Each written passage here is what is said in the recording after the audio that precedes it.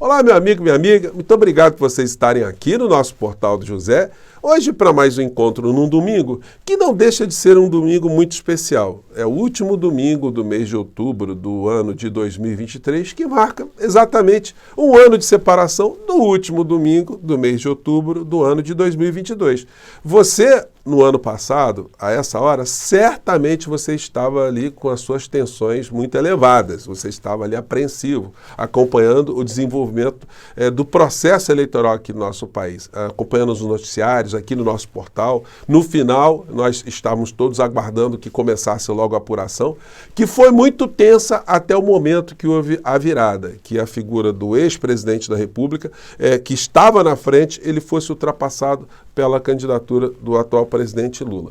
Então, foi um momento que a gente conseguiu retomar o nosso país das mãos dessas pessoas que fizeram tanto mal ao nosso povo e pessoalmente a cada um de nós. Nós somos sobreviventes, nós escapamos dessas pessoas, nós escapamos dessas criaturas que fizeram o que fizeram durante a pandemia aqui no nosso país e que precisam ser responsabilizados. Então, quando a gente retoma o nosso país de volta ao processo civilizatório, é claro que a gente respirou muito aliviado. Mas existem muitas situações no atual governo que precisam ser cobradas, muitas situações que foram retomadas de fato ao processo civilizatório, mas a República Brasileira agora ela precisa receber mais holofotes. A gente precisa identificar a política real, as coisas reais que acontecem aqui no nosso país, para a gente ter de fato uma transformação que vai além da gente ter retirado essa gente insana do poder. Hoje eu vou conversar com vocês sobre algumas dessas situações, trazer também mais algumas informações importantes, mas antes de mais nada,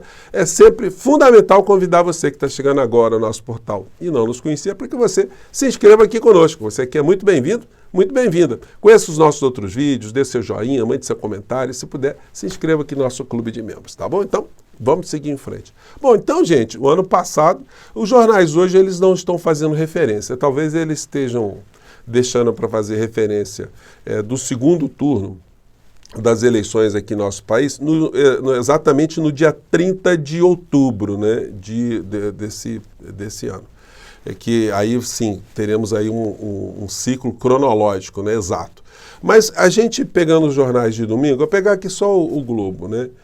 Os jornais estavam todos com essa perspectiva porque todos eles davam notícias baseadas em pesquisas de opinião. Então as pesquisas elas davam um placar muito apertado. Isso fez com que a gente tivesse uma atenção redobrada. E preocupou bastante ao longo da campanha, do dia da votação, o fato de a gente estar recebendo informações de que a Polícia Rodoviária Federal estava praticando um crime hediondo contra a nossa democracia, fazendo os bloqueios, enfim, nas áreas onde o presidente Lula tinha mais votos, teve mais votos no primeiro turno. Isso é uma coisa escancarada, esses criminosos não podem passar despercebidamente, né? Por isso que eles fizeram contra o nosso país. Então o jornal tinha essa manchete aqui. A hora do voto, eleitores tomarão decisão inédita. E aqui eles colocavam na capa os percentuais das pesquisas, né, que estavam apontando ali. O IPEC 54% para o Lula, o Datafolha 52%, o IPEC dava 46% ao Bolsonaro, o Datafolha dava 48%. Enfim, e aí começou a apuração. Então a gente ficou acompanhando a apuração em todos os canais, né? Peguei aqui só para, aleatoriamente, a Record, que durante quando estávamos ali com 64,53% das urnas apuradas, eram 79 milhões de votos apurados, quase 80 milhões de votos. O Bolsonaro estava com 50,06%. O Lula estava tirando a diferença lentamente, né? A gente via... do Sudeste e vence do Centro-Oeste, enquanto o Lula, com uma margem pequena... A gente vê todas as avaliações, né? Uma enorme margem no Nordeste. Isso falando sempre, só para deixar claro, você está falando do primeiro turno. Claro, claro.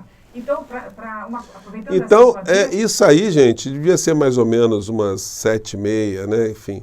E aí a apuração foi se dando até quando a gente tem esse placar aqui, o placar muda. O Lula passa para 50,01% e o Bolsonaro 49,99%. Gente, ali foi uma festa muito grande, né? E a gente tinha mesmo que comemorar, porque pessoas como você e eu, nós lutamos todos os dias, quando a gente percebeu para que lado o Brasil estava indo e do perigo que representava. Nós não éramos apenas eleitores, como a gente foi em outros períodos, né? A gente estava vendo ali que o Brasil estava numa encruzilhada. Então não era uma situação comum, perdeu a eleição, daqui a 4 anos a gente escolhe outro. Não, perdeu a eleição, o Brasil ia ser jogado num abismo. Perdeu a eleição, o Brasil poderia ter outra situação parecida como nós tivemos aqui durante uma pandemia. A gente poderia ter cada vez mais uma sociedade armada, cada vez mais um empoderamento de militares corruptos que se aproveitaram da figura do elemento na presidência da República para ganharem um dinheiro estratosférico como eles nunca ganharam. Enfim, para fazerem todo tipo de falcatruas envolvendo a estrutura do Estado brasileiro. Corromper as instituições, nós que somos da área do direito, foi uma coisa absurda o que se fez na Procuradoria-Geral da República. E foi um absurdo maior ainda os meios de comunicação terem acobertado, nunca terem cobrado a Procuradoria-Geral da República para cobrar, para demandar os criminosos por aquilo que eles fizeram contra o nosso povo. Nunca demandaram o presidente da Câmara, o Rodrigo Maia, o Arthur Lira, os presidentes do Senado. Todo mundo ficou camuflado, ficou escondido enquanto o Brasil morria por um lado e era entregue, era dilapidado cada vez mais para favorecer grupos econômicos aqui no nosso país. Enfim, nós conseguimos mudar essa realidade e hoje nós estamos diante da política real. A gente consegue fazer críticas ao governo atual, a gente consegue enxergar atitudes corretas que estão sendo feitas, mudanças de cursos, e nós estamos vendo também que o processo continua, o processo civilizatório continua. A vida de todos nós não deu um salto estratosférico no plano econômico, no plano social, não tivemos uma ruptura que possa ter trazido para o povo melhorias tão grandes. Nós tivemos aqui melhorias econômicas que atingiram as pessoas de baixa renda, as pessoas estão comendo melhor, os programas sociais estão melhores organizados, estão melhores distribuídos, mas o Brasil ainda mantém uma distância, um abismo gigantesco daquilo que nós precisamos e nós podemos ser mais adiante, né? Então, tivemos essa situação aqui. Enquanto isso, passados agora um ano, o inelegível, ele continua fazendo as suas peripécias, né? Enquanto ele está solto, né? Porque ele acha...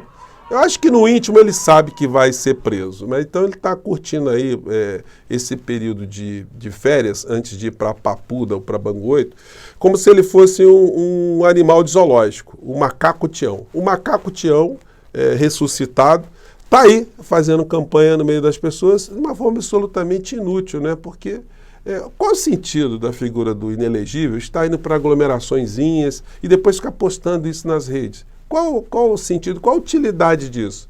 É apenas um aprofundamento desse processo de lavagem cerebral, de adoecimento que ele submete a uma parcela da sociedade brasileira desde que ele chegou ao poder, né? Enfim, mas aí o poder real, a gente vai passar aqui para outra telinha, tem a ver com essa matéria aqui que está hoje nesse jornal, mas também é matéria em vários outros veículos, né? Acho que dá para vocês verem aqui o título, né? Vamos ver aqui.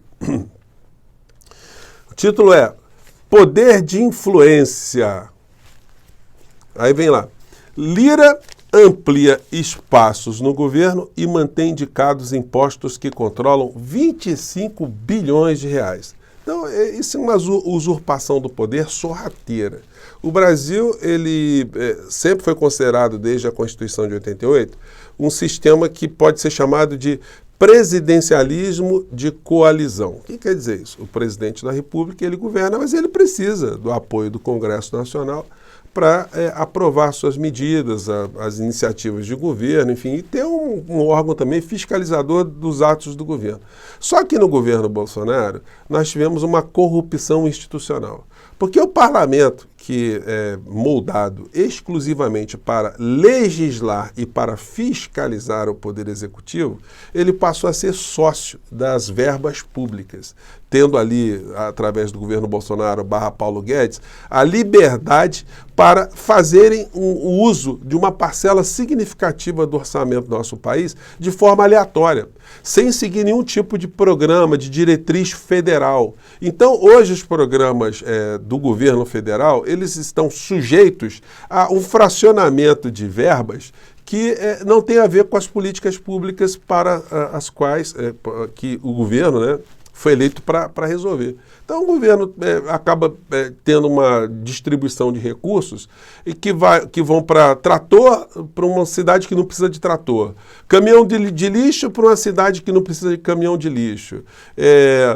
Programas de informática para escolas que não têm eletricidade. E por aí vai. A gente vai vendo todo tipo de situação que ressalta aos olhos de todos nós grandes falcatruas que estão em curso e que certamente serão reveladas no futuro. Por que eu estou dizendo isso? Porque quando vocês pegam aqui os representantes do Arthur Lira, está lá na CBTU, né? Tem um orçamento de 1 bilhão e 300 milhões. Aí tem um cara ali do Arthur Lira. Depois tem o Ministério do Esporte, 1 bilhão e 200 milhões, com André Fufuca. Superintendências regionais da Codevasf e do INCRA, com orçamentos assim grande.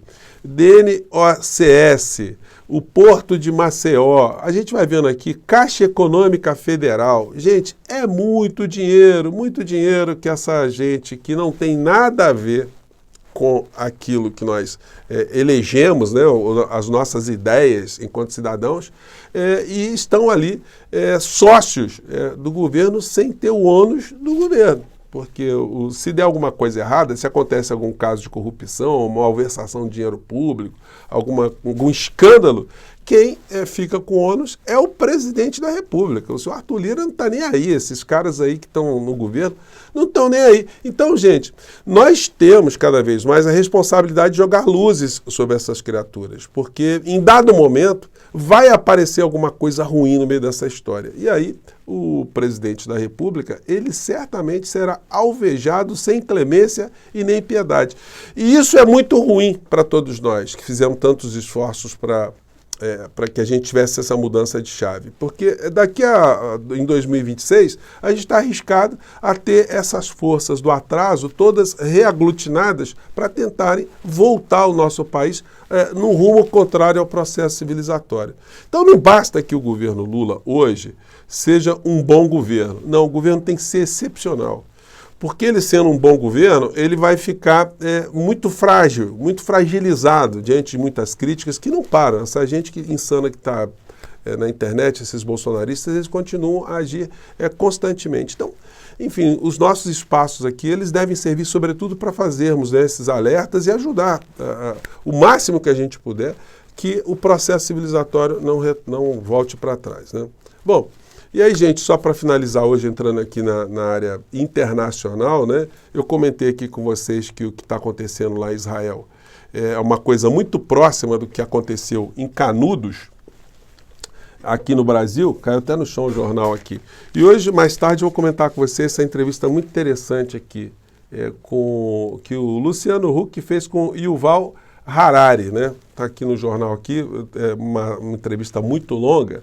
Mas é muito interessante, porque o Luciano Huck é judeu, o Harari também é judeu, então eles fazem ali uma resenha, fazem uma conversa muito interessante aqui, que eu estou extraindo alguns pontos para trazer aqui para o nosso portal mais tarde, tá bom? Por enquanto eu vou ficando por aqui, mais uma vez um grande abraço e mais tarde eu volto, tá bom? Até lá, tchau!